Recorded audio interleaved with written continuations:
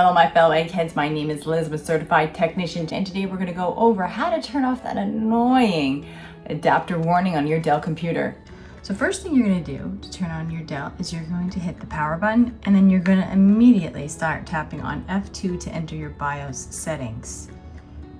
Just like so. I'm just going to lightly tap it until it says preparing entering BIOS, and now I am heading into BIOS. Okay, so first thing I'm going to do is I'm going to go down and I'm going to go to pre-boot behavior here, and this is where you have your enable adapter warning, and you can just toggle it on or off. And keep in mind that when you do toggle it off, that you are going to then need to hit apply changes, because you see it says one change was made at the bottom.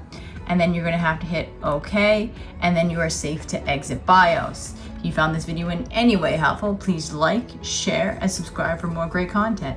But anyway, from one egghead to another egghead, this is Liz signing out.